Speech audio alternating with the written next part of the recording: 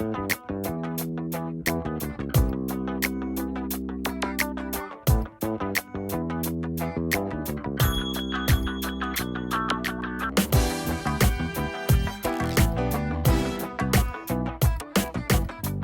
up, Matt? It is Kirk FM, and I am here to bring you the top 5 reviews for July 22nd, comic book releases that were released this past week, July 22nd. Keep saying the date so people understand. It's July 22nd comic book releases. We actually had a lot that came out. Please enjoy my new background as I am house sitting this week. They don't know I'm house sitting. They'll figure it out when they see this. Anyways, let's just get right into it. Number 5 this week, we are actually going to go with The Disciples number 2, put out by Black Mask Publications. It's Steve Niles. It is still the genre of space horror. This is why I want you to pick this up. Steve Niles is just the master at this. The issue does read very, very quickly, but that's okay. The way they pace their striking visuals is totally scary and creepy, and I quite literally felt really weird and strange after I put this issue down.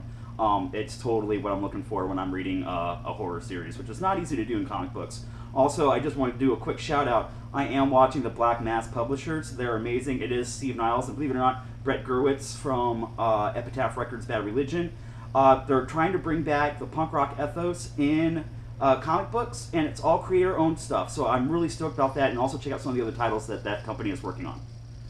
Number 4 this week, we're actually going to go with Cyborg number 1. I think this is a great first outing for this series. Cyborg, obviously from the Justice League, never just had a solo series before. Right off the bat, you want to pick this series up for the narrative and how they are explaining who Cyborg is as a person and some of the his inner monologue and how he kind of views himself and where he fits in the world. Kudos to this redesign. I like the redesign of Cyborg, and it's less Iron Man, and it's more kind of his own deal. There is some humor in the fact that he is the token Cyborg on Justice League. What did you think I was going to say? Number 3 on the list this week is a title that keeps popping up for me. It's Spider-Woman number 9 by Hopeless and Rodriguez, and let's just talk about how great this series has been. It has definitely found its footing after the whole Spider-Verse thing. They were just using the Spider-Woman title as a way to expand on the Spider-Verse and tell more of those stories. And now that it actually is just a Spider-Woman-centric series, it's been awesome. They understand who Jessica is now in her new costume, and it's more sleek and svelte, and definitely more contemporary. I will officially say it. This is fun. It's a fun comic. It's actually kind of beating the 66 Batman series at its own game and doing it in a very unique way. So if you're definitely a fan of Spider-Man, the Spider Family, or want a slightly different read, definitely pick this series up, especially the relationship that she has developed with Ben Urich from the Daily Planet. The Daily Bugle. Shit. You guys can call me out on that. The Daily Bugle. Oh, dude, that was so bad. I got nervous when I was talking. Fuck it, keep it. Call me out on that one. And here we are. Number 2 on the list this week is a series that I'm also still bringing up every time a new issue comes out. We're going to go with Old Man Logan, number 3. This is part of the whole Secret Wars tie-in over at Marvel Comics. I keep telling you, it's like Logan, but doing a spaghetti western, Clint Eastwood, dark and gritty, awesome badassness. He's just, you know, a gruffer, more world-weary version of himself. Why do I need to keep bringing this series up? This is what it looks like when Bendis is actually really excited to be writing a series. Also, a lot of people probably look at me right now going like, yeah, but dude, what about when they originally did the Old Man Logan with Mark Millar? This is the best way I can explain it. Bendis' Old Man Logan is pretty much the T2 to Millar's T1. Both perfect in their own rights, but definitely distinct voices for each series. And I like it. It's Archie versus Sharknado, and what a fucking cash grab this goddamn thing turned out to be. Right away, we just need to let you know it's a one-shot. It coincided with the release of Sharknado 3 on Sci-Fi. And if you think I'm just picking an easy target to make fun of, first of all, I want you to go check out Archie vs. Predator, which has a coherent narrative that's really fun. Afterlife with Archie, which is fantastic and so inventive what they did with those characters.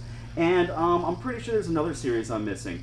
Oh, that's right, Sabrina the Teenage Witch, which is actually also a really fun series. And especially for girls that want to get into comics that kind of like found their way with Scott Pilgrim, go check that series out. All creative versions of Archie that are like coherent and actually worth reading and highly creative. Sharknado and Archie is fucking dumb. It goes on for about 20 pages too long than it should have. On top of that, if you're gonna go with like this idea that like, hey man, what if we took Archie and just kind of did this whole like Happy Tree Friends thing with it? Fucking go there. It's just really lackluster and really avoid it. It's such a shame with all the cool stuff that they're doing over in Archie and all the really creative, strange ideas that they're coming up with over there. This was crap. This was crap. Ignore it. Number one this week. This was actually weird. At one point I was like, maybe this doesn't even belong on the list, and then I gave it a second reread and went, man, this thing's awesome. We're going to go with Wolf Number 1 by Ailes Cott over at Image Comics. And this series just really struck a chord with me. I know it's getting comparisons to Hellblazer, and I'm not ready to do that yet. But this series is written with faith in the reader. He is definitely trusting you to be excited and to kind of explore the series and kind of read a little deeper into some of the meaning. And we know that we are living in a really cool, slightly paranormal world where like he's got a friend who's like a Cthulhian monster dude, but it's like also his best buddy, and we do know that there are vampires there. And we first meet Wolf. He is in a straitjacket, completely lit on fire. And as we slowly start delving into this character and his interactions with some of the other people in his world, we're kind of realizing that he might be either cursed or blessed. We're not sure yet, with the fact that he cannot die. And sometimes he's actually used that as a hustle to run on people to get money to make it look like someone died but then they didn't, and to make reparations. So we know that we're not necessarily trusting this character right away. We also understand that there are voices that he's hearing, that he's having active conversations with, but like I said, we're not quite sure about this character because he's taking a lot of pills and doing a lot of drugs and drinking a lot of things to kind of push out those voices. Yeah, I'm really enjoying what they did with this, and I like that there's almost a relationship being created between the creative team and the reader with this series. I know, it sounds weird, but I definitely really liked it, and I definitely had to read it a second time, and there's just subtle little nuances happening in the pages that kind of give you other clues to what's going on in this series. So I'm definitely going to be following this, and I thought it was a great first issue. Definitely. Yeah. Secret Avengers is actually one of the best Avengers titles out there that you're not reading right now. That's awesome. So good. The art was great. An existential bomb that's self-aware and just want to end it. So good. And there you have it. That is my top 5 reviews for this week. As always, when you stick around this long in the video, it makes me happy and I really appreciate it. As all things, please like, subscribe, and share this video. Comments down below, because I like to know where I got it right, where you think I got it wrong. Also, let me know what you're reading and stuff that I should be checking out. What else should I let you know? Oh, you can find me at Twitter at KirkLikesStuff. Also, dude, Comic Impact. Subscribe.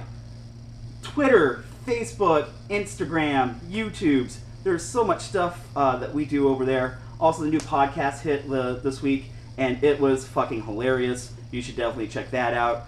There was a lot of cursing, and I'm pretty sure that one of our guys is dead now. I'm sorry about that. In any case, thank you so much, and we'll see you next week.